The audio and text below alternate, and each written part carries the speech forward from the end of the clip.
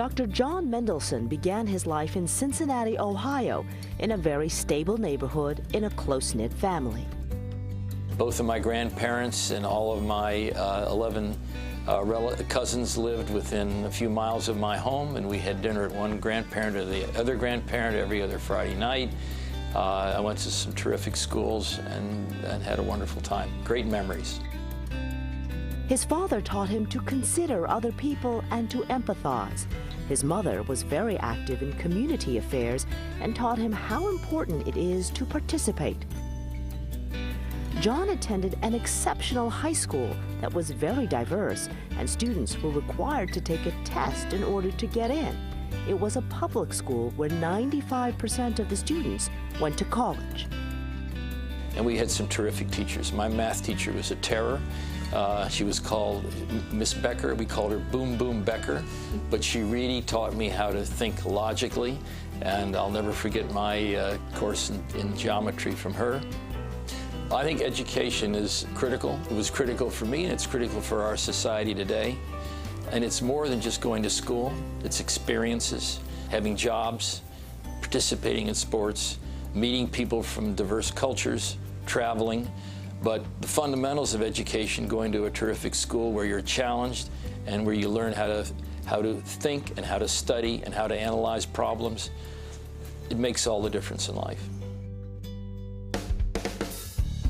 Because of his outstanding education, John attended Harvard as a physics and chemistry major. He soon learned this was not the path for him.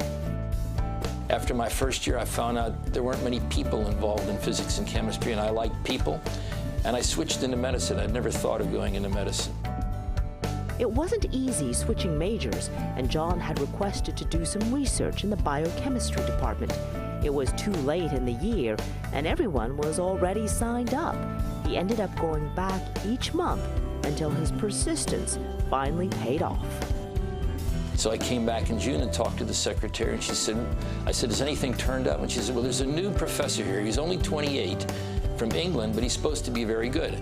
So I said, what's his name? His name is James Watson. So I knew what James Watson had done, discovering the double helix for DNA. And I went up and knocked on his door, and he was unpacking his boxes, and I was his first student at Harvard. And I was introduced to molecular biology before the term even existed, and had a wonderful experience. And of course, the good luck is that I was persistent and went back, and this turned up. Since then, John's persistence and fine education have paid off. He has earned numerous significant awards and honors for his breakthroughs in science.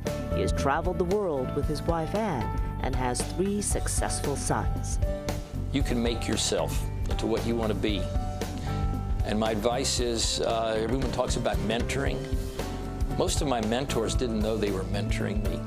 I was learning from them. I was incorporating into my activity and my way of thinking aspects of these individuals that I thought worked and that fit me and made sense to me.